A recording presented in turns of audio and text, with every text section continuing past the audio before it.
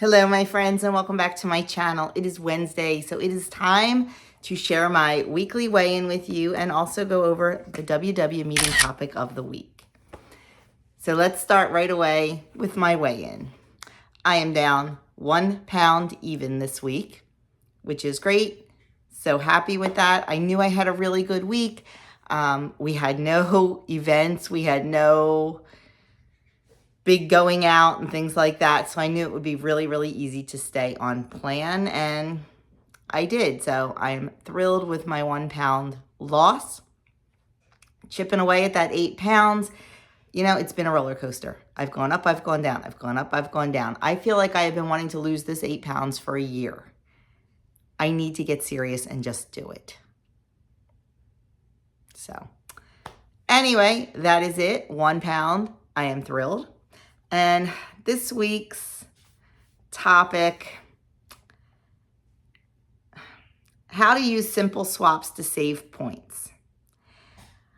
I have a love-hate relationship with this. I'm going to be honest with you.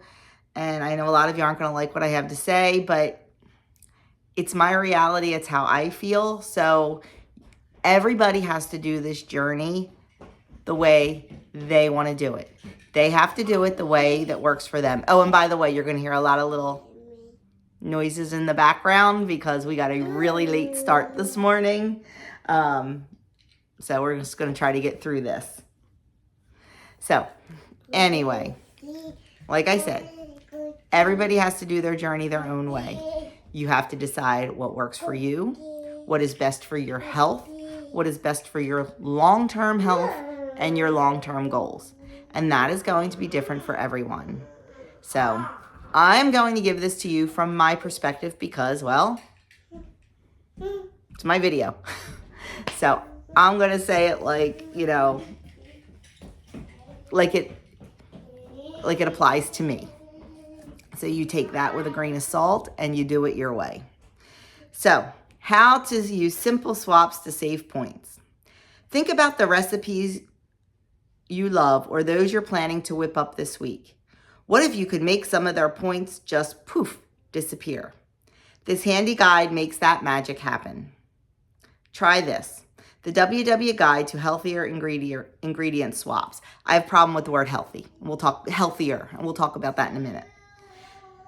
If a recipe calls for fattier types of meat or poultry like skirt steak, ground beef, or chicken thighs, try leaner cuts like tri-tip sirloin, 95% lean ground beef, or skinless chicken breasts. P.S. Enjoy seafood? Shrimp and tuna steaks make great swaps too. You can save up to 5 points per serving. I agree with that. I definitely agree with that. Now, I'm not going to give up ground beef. I'm just going to use a 90 or a 93% ground beef. I do not do ground turkey or ground chicken. I don't like it. I do use ground turkey when I make turkey sausage.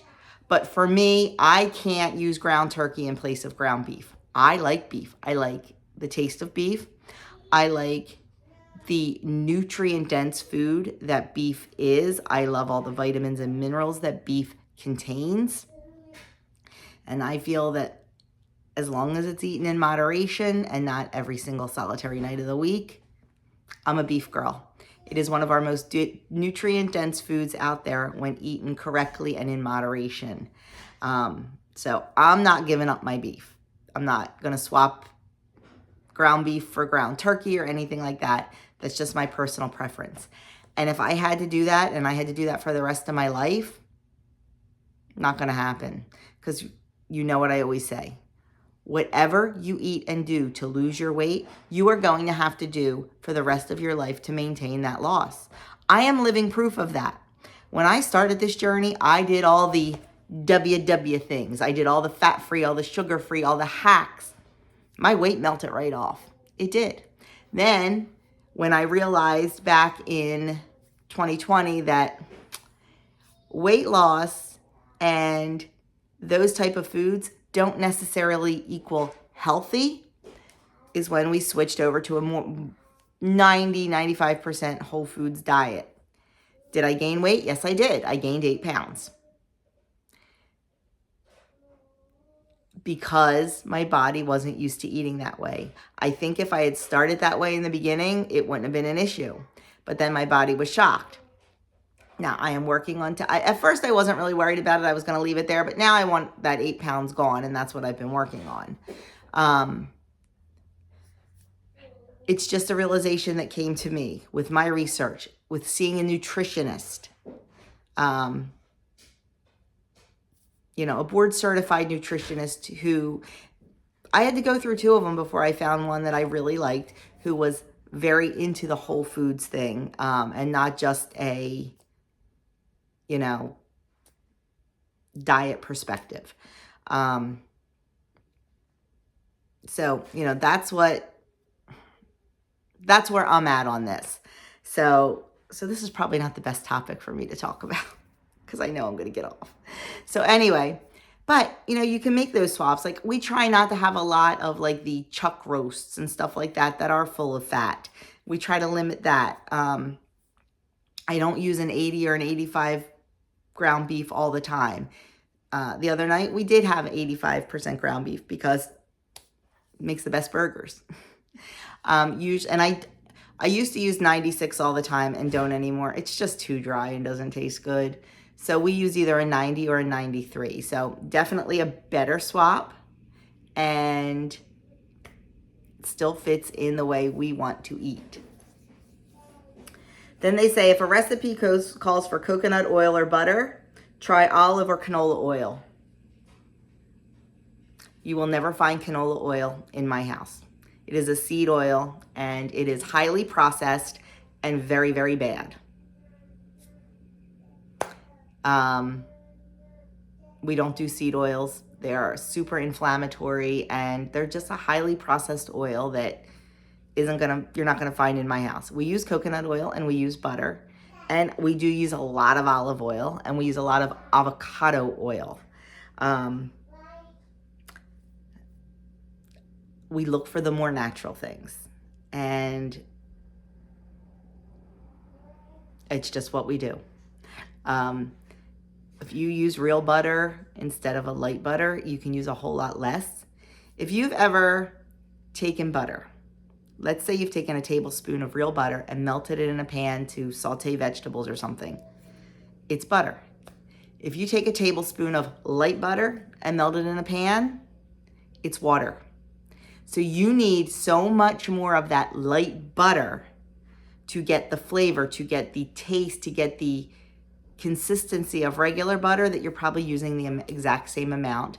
And instead of just having cream, which is what butter is, you're having all kind of hydrogenated oils and everything else that comes in that light butter. Light does not always mean healthy. Usually if something is going to be fat-free or sugar-free or light, it's made up of nothing but chemicals. It's not in its natural state. You buy something that's fat-free, the sugar content's probably high. You buy something that's sugar-free, the fat content is probably high. They need to make up that flavor somewhere. So just be sure to read your labels. Read your ingredients. Look at your ingredients and decide if that's what you want. And if that's what you want, go for it. Like I said, we all have to do this journey our own way. And if you're okay with that for you and for your body, then go for it. No judgment here. It's just not what I want for us. So then it's, if a recipe calls for full fat milk or cheese, use fat-free or reduced fat. If that's what you want to do, do it. Nope, not doing that here. I can use 2 ounces in a whole recipe of a real full-fat cheese, where I have to use 8 ounces of a reduced fat or a fat-free cheese. And once again, look at the ingredients.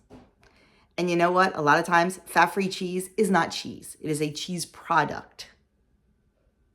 It's not cheese. But that's okay. If that's what you want to do, you can definitely save points. This is not a good subject for me to talk about, my friends. I know it's not, but I'm trying. Now, full fat milk, if we could get raw milk here in Jersey, I would 100% use it all the time. We can only get it when we go to Pennsylvania because it's illegal to sell raw milk in New Jersey. I would definitely use whole milk all the time. But since I can't, I just use a 1% organic milk, which I like. I just would rather have milk in its intended raw form. Now, I will say there is one dairy that I do use fat-free. Actually, there's two. Well, sort of. I use fat-free half and half when I can find a clean brand, which is very hard. Sometimes I just make my own with milk and light cream, milk and heavy cream. But if I can find a fat-free half and half that has decent ingredients, I will use that. But lately, I just use regular half and half now. And same with yogurt. Like, I make all of our yogurt and I use 1% milk. I don't use the fat-free milk anymore. So, but I will use a fat-free Greek yogurt to start it. And sometimes I will use it in some recipes. So there's not a hard line for me, and there shouldn't be a hard line for you. You have to do what adapts into your life. That's what it comes down to. I just know that when we took this seriously and we started really paying attention to ingredients and really cutting out things like the seed oils, like the hydrogenated oils, like a lot of the endocrine disruptors and stuff like that, we feel so much better. We feel better, we sleep better, we move better. There's less brain fog. There's a whole lot of stuff that we can attribute to getting rid of that kind of food. Will it work for everyone? I don't know. That's why, once again, you have to do what works for you. And it's funny, like I said, back when I started this journey, I was all about the hacks. And I used to make a dill sauce for salmon. And it was like lots of dill and garlic and lemon juice and non-fat Greek yogurt. And it was always okay. We enjoyed it, but it was, it was like, it's okay. I shouldn't use the word enjoy. We tolerated it. Well, the other night, I was making salmon and I was out of my blackened seasoning. And honestly, I just didn't feel like making a batch at 5 o'clock at night when I needed to get dinner on the table.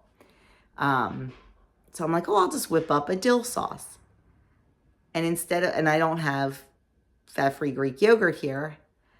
The yogurt I make now isn't Greek, it's just regular yogurt. And I knew it would be too thin. So I said, I'm just going to use sour cream. It was the best dill sauce we've had in 3 years. Even Doug said, what did you do different? This is really, really good.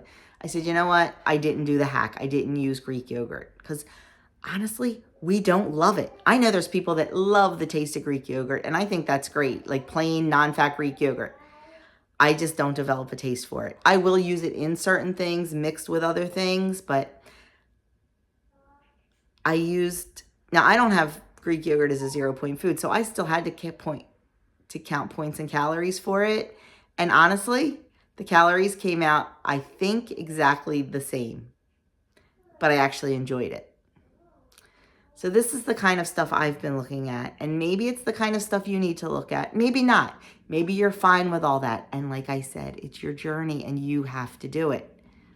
But if you're struggling, if you find that nothing is satisfying you, if your food is not satisfying you to the point where you're going back looking for more or different or a lot of like fill-in snacks, maybe it's not you. Maybe it's the food you're eating, and maybe you should like kind of change it up a little bit and see what happens. So the next thing they say is sugar. Use granulated stevia, grated apples, or mashed bananas. I'm not afraid of sugar in moderation. Sugar is not good for us. It is not. And it is not good to eat it every single day. It is not good to eat stevia every single day, like in baked goods and stuff. It's not good to have baked goods every single day or that kind of food every single day. That should be a treat food, not an everyday food. So my feeling is now, when I have something, I want the real thing and I want it to be good. And I'm going to tell you, I made some banana crumb muffins the other day. 231 calories, which I feel for a banana crumb muffin, and they were big and they were delicious. I don't think that's bad for a special treat. They're 11 points. That's half my day, more than half my day. So just for giggles, I changed the recipe to make it WW friendly and got it down to 2 points. But I'm looking going, number one, they're not going to be as big and rise as nice as these did. And they're probably not going to taste as good. And I've made hack muffins before, and I've eaten 3 and 4 of them at a sitting. Whereas, because they just weren't satisfying me. Whereas with these real muffins, one and done. And the rest are in the freezer. Like, I haven't even touched them since the day I made them. I had one. It was delicious. I put the rest in the freezer. I know, though, that if I made them a different way, I would have eaten a whole lot more. Because I know me. You have to know you. You may be able to, but not me. And it's fine to say, replace the mashed bananas or whatever, but you can't replace sugar in a cup of coffee. You can't replace sugar for mashed bananas or applesauce in a cup of coffee or in a cup of tea or something like that. And 1 teaspoon of sugar is 1 point. It's 16 calories. 16 calories. I'll take 16 calories for something, to me, that is delicious, because I cannot stand the taste of stevia. I do like the Lakanto monk fruit, and I like the Whole Earth. No, I forget. Whatever the Costco sells now. I do like that, and I do use it. I'm not saying I never use it, because I do. I just pick and choose when I'm going to use it. If I'm making something that I do want to lighten up, and the recipe calls for a whole cup of sugar, I am not putting in a whole cup of monk fruit, because, number one, the baked good turns a funny color. It gets this white haze on top. It's hard as a rock, and it's just not as good. But I may replace half and half real sugar and half that. It's always a crapshoot, and it's always an experiment. I just have to try. So moving on, oil in baked goods, unsweetened applesauce. It is a very good swap. I do that for certain things. In other things, I'll do half oil and half applesauce, because sometimes you just need that fat. You need that fat for the flavor. And plus, let's remember, we also need healthy fats in our diet. So we need the olive oils and the avocado oils. We need those healthy fats. So I don't have a problem swapping half and half, or sometimes the whole thing if it's a small amount.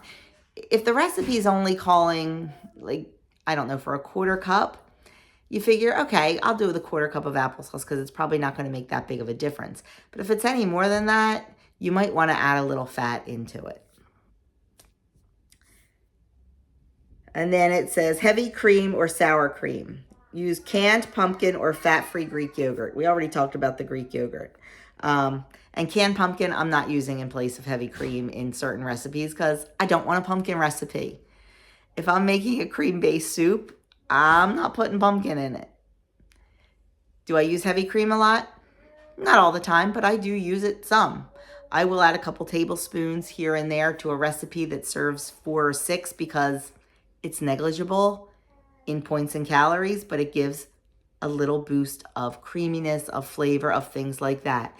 So you just have to do with what you are comfortable with. And that's what it comes down to.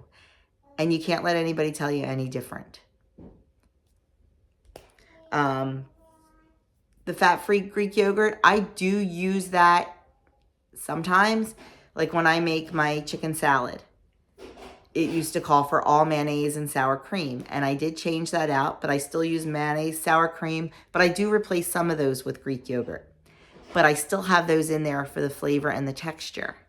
The example I gave with the dill sauce, I'm not going to use it in my dill sauce anymore. I'm not. You're only using a tablespoon of dill sauce. It's not like you're using an entire cup on a 4-ounce piece of salmon. So for me, it is worth it to have that delicious flavor and that satisfaction and being satiated and having it taste good. I'm not going and looking for something else. But that's a definite swap you can make.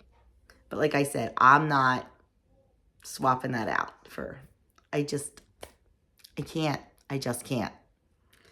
And then it says peanut butter to powdered PB. That ain't happening in my house either.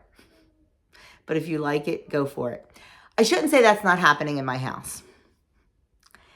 I would do half and half because I have used it before. It's not something I buy. It's not something I keep in the house. I like the good, healthy fat and all the protein I get from the real peanut butter. I mean, I'm assuming powdered peanut butter has it in there too. But I'm not going to mix up powdered peanut butter and have it on a peanut butter and jelly sandwich or have it on a rice cake. It's just not what I'm going to do. If you like it and you enjoy it, then absolutely go for it. I like peanut butter. I like almond butter, and that's what I'm going to use. I do like to throw a tablespoon of peanut butter sometimes in a PB2 in a smoothie sometimes. Like 1 tablespoon of real peanut butter and 1 tablespoon of powdered peanut butter if I were to have it on hand, which, like I said, I really don't keep in the house. I should probably keep some kind of small thing of it. I've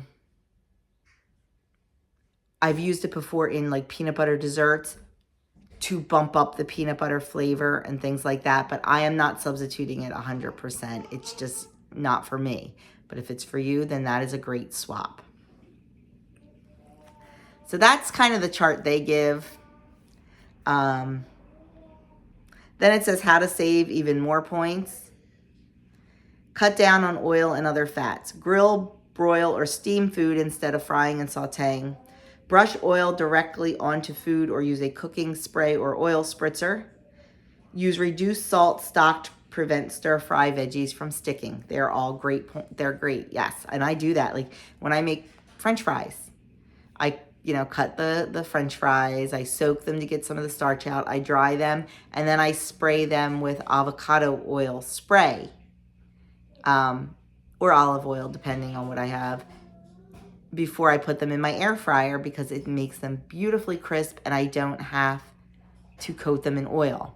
Now, a lot of times when I'm roasting vegetables, sometimes I'll do that, but a lot of times I will toss them in just a teaspoon or, depending on how many servings I'm getting, oil. We need oils. We need healthy fats in our diet, so I'm not going to cut that out completely.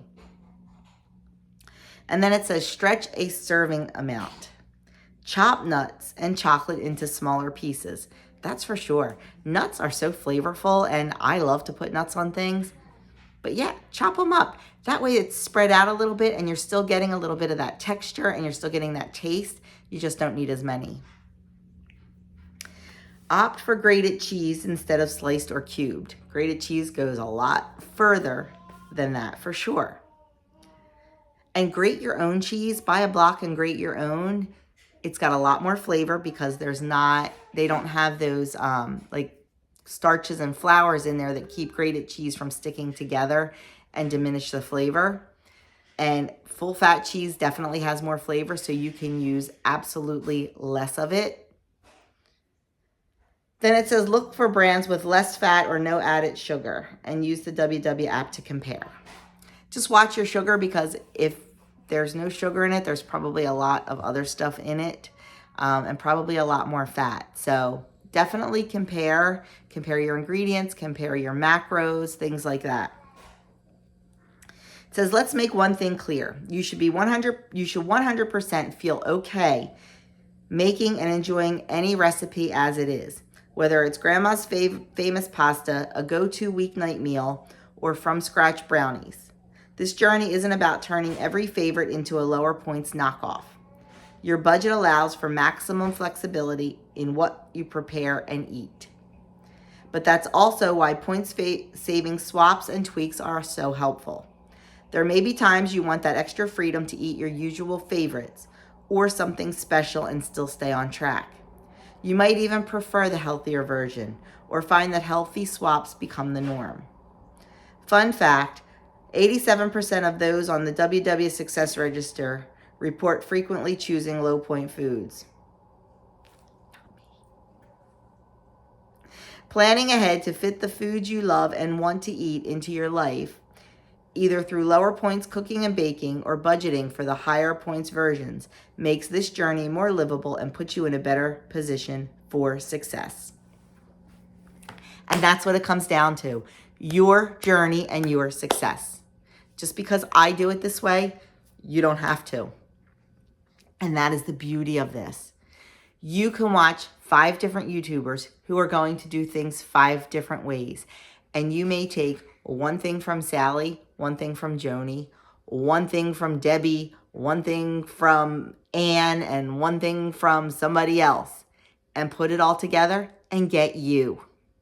And that's fabulous. It is. We don't all have to do the same things. But we also can't condemn someone for doing something different than us or make someone feel bad for doing something different than us. I do what I know is best for me, for my health, for my family's health, and for long-term success. Because I tell you, if I stayed on doing what I was doing before, wasn't going to happen. Was not going to happen. Eating, like, especially once I started, like I said, with a nutritionist and with doing a lot of research about what is in our food. You know, I love ice cream. It is my jam. It is my Joan. It is. I fit in either my homemade ice cream that has 4 ingredients: heavy cream, milk, sugar, vanilla. Is it high point? Yep. Is it high calorie? Yep. Do I have it every day? Nope. I don't even have it every week. But when I want ice cream, I want the good stuff. I want to go down to our ice cream shop that makes it homemade. I want to make it homemade here. I don't want to eat, a whole pint of ice cream for 4 points when I turn around and I look what's in that ice cream. Because I know that that is not making the best choice for me. If that's the best choice for you and that's going to keep you from going off the rails or whatever, that's fine. I can't stand the taste of that stuff. I used to make myself like it. I did. I used to eat it and I used to tell myself that it was good and that I liked it. And then we went out and had real ice cream, and then I realized, you know what? I'd rather have this once a month than that once a week, because it's what works for me. Let me repeat that. It's what works for me.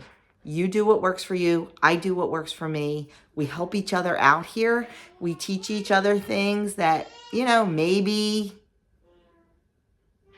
we wouldn't have come up with on our own. Take all the information that works for you from all the different sources and make your plan, because that's what it's all about. So I'm off my soapbox. There it is. I knew this was going to turn into this. Oh my gosh, it's a half an hour long. So my friends, thank you for putting up with this today. You knew what it was going to be. Thank you for taking time out of your busy day to spend it with me. I'll link a couple videos right here. And I will stop talking, and I will see you all in my next video.